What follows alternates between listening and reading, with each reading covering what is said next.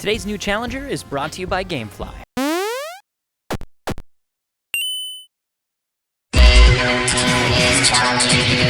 What's up, guys? I am at the Indie Megabooth at PAX 2012. This is where it all happens, where all the crazy, out there, wonderful, independently produced video games are on display. Let's go check out some of my favorite stuff this year.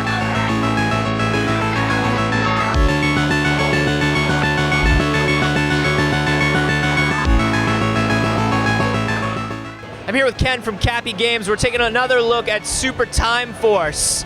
Check this out at PAX East, and it bent my mind in a million different ways. Remind us what Super Time Force is. So Super Time Force, it's sort of a retro-inspired run-and-gun shooter, like Contra, Gunstar Heroes, that sort of thing. Yeah. But on top of that, we added this sort of crazy time-bending mechanic where you sort of jump back and forth in time. Yeah, so every time you die, you are playing back with all the different replays of all your different lives. It's crazy. And right now we're seeing a brand new level. What is going on here? So the Super Time Force is like a team of soldiers who have time travel equipment. So they thought it was a good idea, hey, let's jump through time and try to fix all the stupid mistakes of history.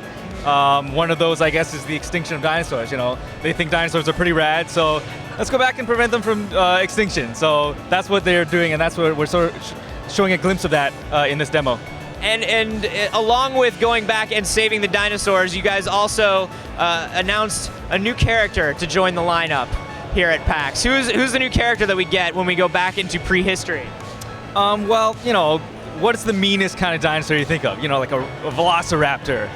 So we wanted the most ferocious sort of melee character that we could think of. So of course, Zachosaurus with a Hawaiian shirt, sunglasses, and a skateboard. And he even has a catchphrase, Kookabunga dudes. Kookabunga! So he's pretty awesome. This is ridiculous. And when you play with him, it feels like playing with the raptor from Jurassic Park for the Genesis. Yeah, exactly. Pretty much the most badass enemy there is. So great. So now the Super Time Force is up to 5 characters now. Are we going to see more as we go to different eras of time? Definitely. I think the goal is to have tons and tons of different playable characters, each from different time periods. Some of them may be really awesome. Some of them may be really stupid. We'll see. That's so cool. And how close are we to Super Time Force, assuming that we do not have the ability to get there now? It's still pretty early on in development, but we're aiming sometime first half of 2013. Awesome. And if you want to keep up with development, where do we go?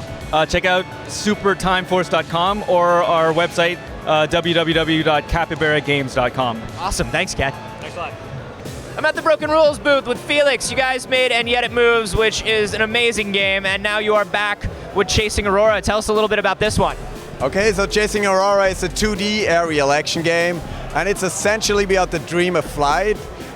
It's actually a 5-player local multiplayer game coming out for the Wii U. So we targeted most of our multiplayer modes to the new Wii U gamepad, actually about targeting it at the second screen. So all our game modes are based about like children folks games. So one, for example, is like freeze tag, which is what you see here. So the guy playing with the Wii U gamepad is like an ice bird, and he's trying to freeze the other birds. And the other birds share the screen on the TV screen. And well, the ice bird has to freeze all of them to win, and the others have to survive to win. And then there's other modes like hide and seek and run away. It's very cool. And one thing that I really love is you guys really tweaked the feeling of flight in this game. Like when you're flying around as these birds, you can like swoop and dive and just flap your wings, but you have to do it rhythmically. How did you kind of figure out the feeling of flight, and how did you want to get that across in control? Like, tell me how the game controls. Okay, so the game controls like this, that you steer it with the control stick, but you can also flap with the A button. But it's important that you don't button mash it, so you shouldn't flap all the time. You have to kind of learn the rhythm to fly with it. And there's also wind and currents in there, so once you ride on the wind, you don't have to flap anymore. So there's actually quite a deep flying learning curve in there. And that was so important to us. Like I said, it's about the dream of flight, and we really tried to get that feeling in the game. it's not a simulation of bird flight, but it's how people would imagine how the flight feels. And we iterated a lot about that. We threw a lot away, we tried a lot of things out, but I really like the way it's working right now. And tell me a little bit about the visual style too, because this has a very distinct look.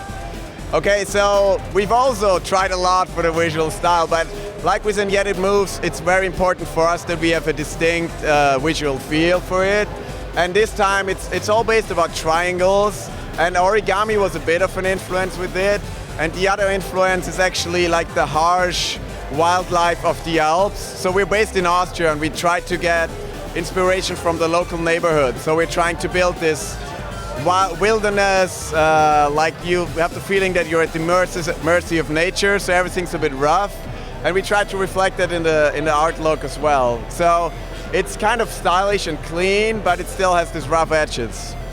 Very cool, man. I cannot wait to play it. Why don't you just tell us when the Wii U is launching so we know when we can get our hands on it? Yeah, if I knew, I could tell you, but I don't know more than you guys do. We'll know soon. All right, so if we want to keep up with the game, where can we go for in the meantime? Well, you can always go to www.chasing the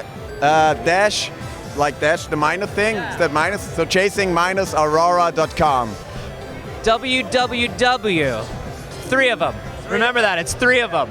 Gamefly is the largest home video game rental service with over 8,000 titles to choose from across new and classic consoles. Here's how it works. You go to their website, you pick all the games you want. They send you 1 to 4 games at a time. You play them, you send them back, they mail you the next games on your list immediately. And now they also have tons of PC titles to play on demand. If you're a new Challenger viewer, you get a 2-week free trial. Just head to gamefly.com/challenger and they will hook you up. That is gamefly.com/challenger. Start getting games mailed to your house, because otherwise you have to take flights to shows, and that's expensive. I'm at the Retro Effect booth with Kyle Pulver. Your game is Snapshot. Tell me a little bit about the concept behind the game. Snapshot is a puzzle platformer where you play as a robot with a magical camera that can capture things from the world. And not only can you do that, but you can also paste your photos back into the world and then use the things that you took photos of to solve puzzles and progress through the game. Wow, that sounds kind of awesome. So how many, when you take a picture of, can you take a picture of anything in the world? So the only rule is that you can't take a picture of solid ground.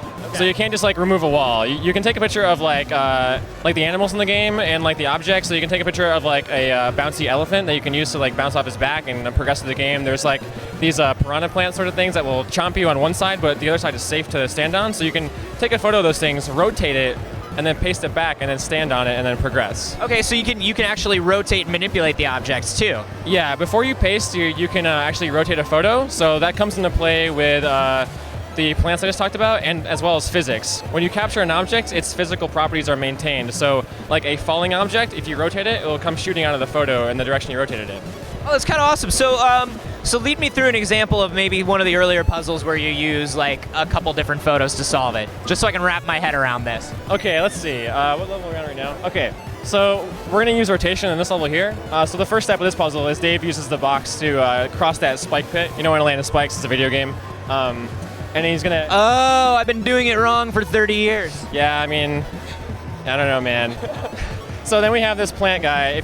If he were to jump on that right now, he'd totally just get killed. So okay. He's gonna take a picture of it, then he's gonna paste it back into the world, and he's gonna rotate it. So then when he does that, he can now just jump across, because it's now safe to stand on that side. Some of the more complex stuff comes later with multiple photos. There's springs that you can rotate them, and basically how you rotate them determines how you fly off of them. And some advanced techniques involve jumping off the spring, taking a photo of it after you've bounced off of it, pasting it in midair, and then jumping off that one again. It feels like a lot of those very kind of Portal-y quantum conundrum-y moments.